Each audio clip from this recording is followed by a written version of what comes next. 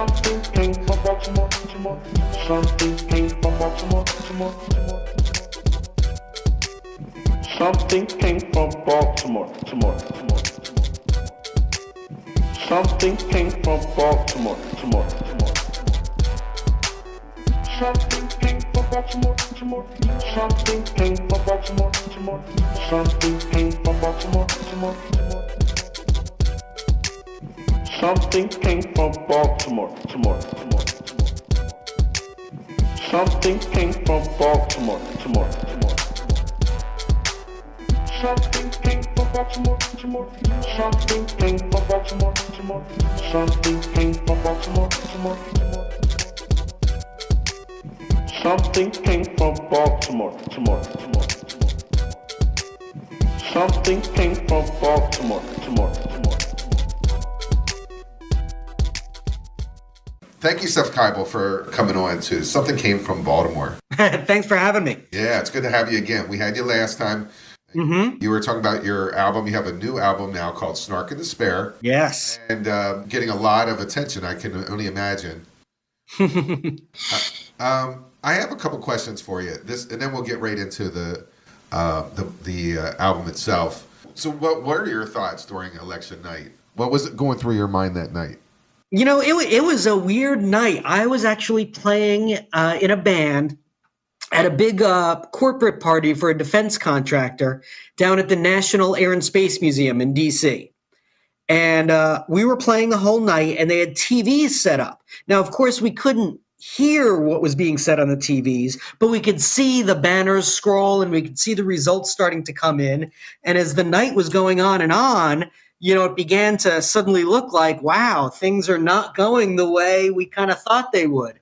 And it was kind of a weird sensation to keep playing and try to keep the energy up and be playing music while out of the corner of my eye, seeing these worse and worse results scroll across the TV screen. It was a very strange, surreal sort of experience. After the election, election night, I was crushed too. And I was really trying hard to figure out a way to process it and deal with what had happened and what the ramifications of it were. So it was probably about maybe 2 days after the election. I had some time between gigs in Virginia.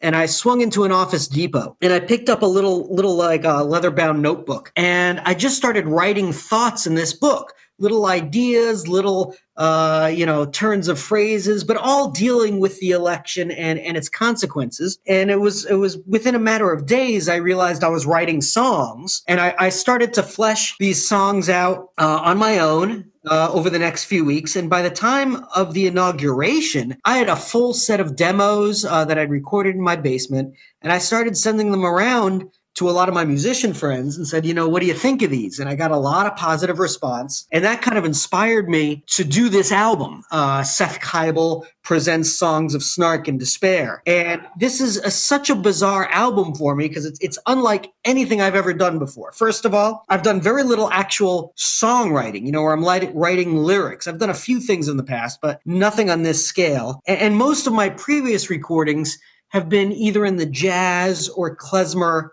genres. This is kind of all over the map stylistically. And it also was an unusual project for me because I did not see it coming. I mean, a year before the record actually came out this past fall, I had no idea I was even going to make this record. I mean, this record just kind of came out of nowhere. And what I tell people, it was kind of like my musical therapy, my way of kind of dealing with the events of election night 2016 and processing them in a somewhat darkly humorous way. As you've probably noticed, the songs in the album definitely have somewhat of a comedic bent to it. That doesn't mean I don't take the subject matter seriously. I take it very seriously. But I'm the kind of guy who jokes at funerals. It's just how I deal with that stuff. So that's kind of how the whole album came out, and it was a very unusual process for me to an organic process to have this album produced. The album itself, let's dig into it a little, is a lot of fun. Musical styles all over the place. The first song that we wanted to talk about was Diversity, and I swear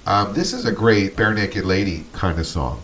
Oh, thank you. I hadn't thought about that, but that's high praise indeed. Thank you. The singer has a sound that's very similar to the Bare Naked Ladies. That's a good friend of mine, Billy Coulter. He's a singer-songwriter in his own right. He also fronts a jump blues band called the Natty Bows that I play in. And yet he did a great job with that song.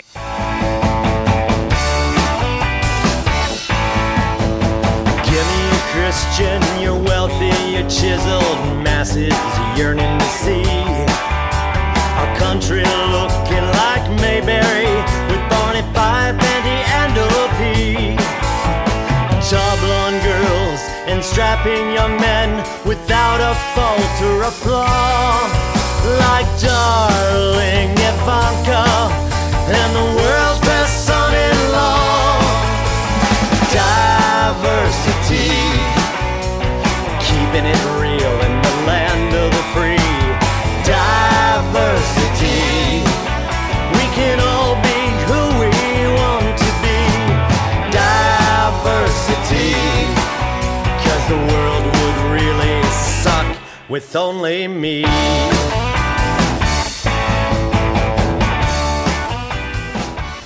Unfriend, again, I was trying to write a song that might be a little more universal and not tied to the specific, headlines of the week or the month. There are two versions in the album. They're both sung by a fabulous vocalist and musician and singer-songwriter in her own right, Flo Anito from DC.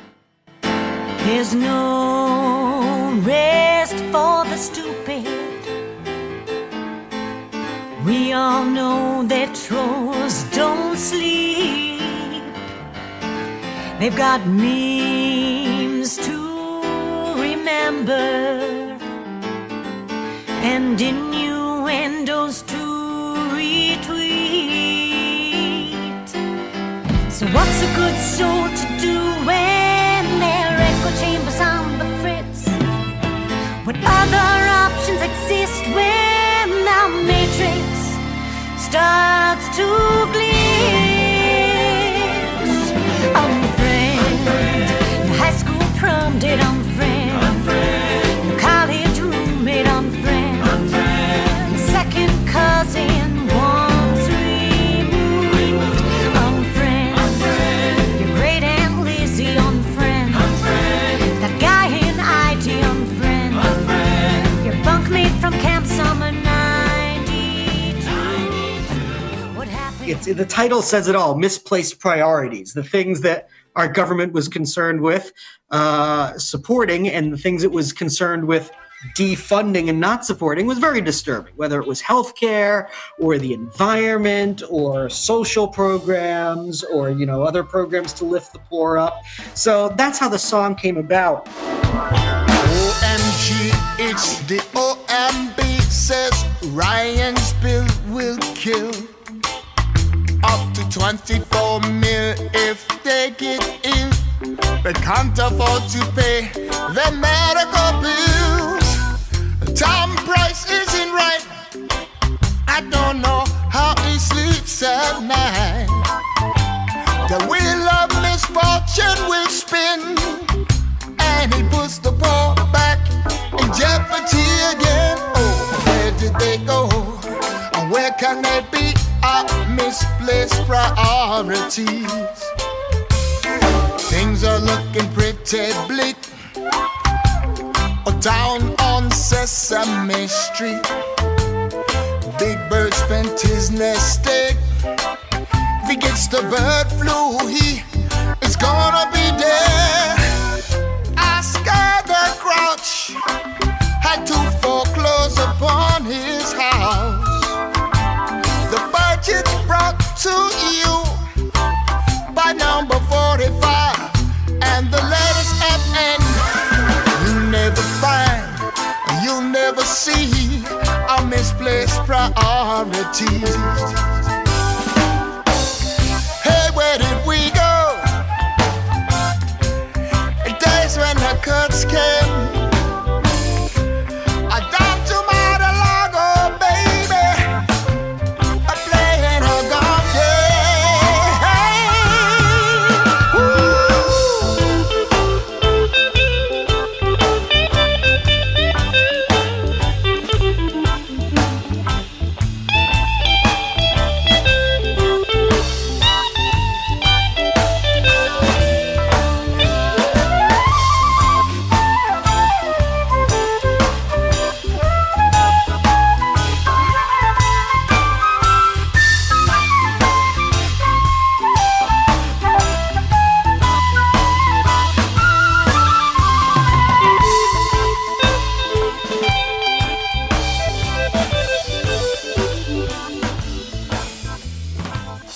What good is a boring? I've gotten a lot of feedback, a lot of great feedback, some negative feedback as well, which is to be expected. You know, I was very excited. I remember right after it came out when I got my first, what I call the Dixie Chicks email.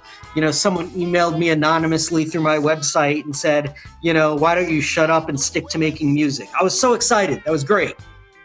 You know, to be honest, and this doesn't translate well on radio, but the most feedback I've gotten, both positive and negative, is about the cover. And the cover, if you look it up online, it's drawn by a wonderful political cartoonist who lives here in Baltimore named Kevin Gallagher. He goes by Cal, and he does cartoons for The Economist and the Baltimore Sun, and he's really a nationally renowned political cartoonist.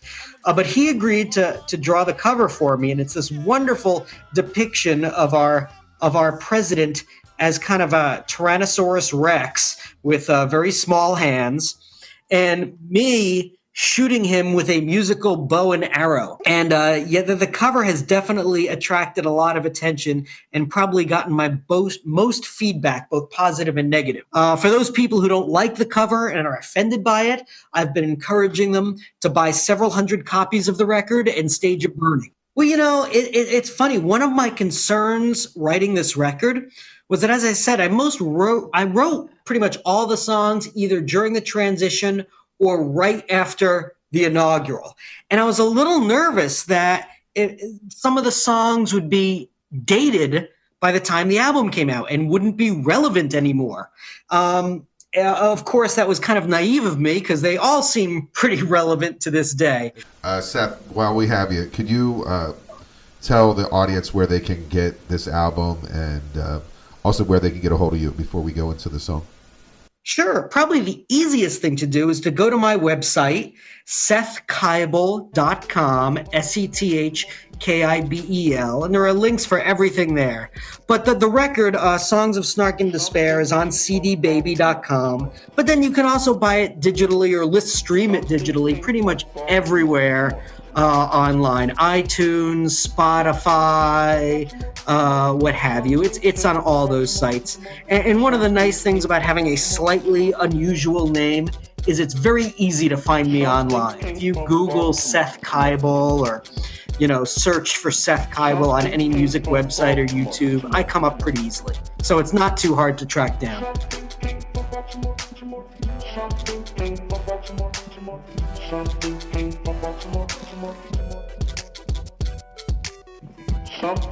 from Baltimore, tomorrow.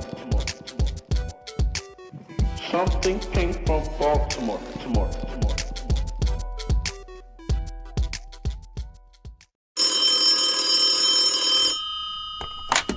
Hello, Danny. This is Vlad. Did you call? Slow down, my orange babushka. What's the matter? Is Seth Kibel saying mean things about you again?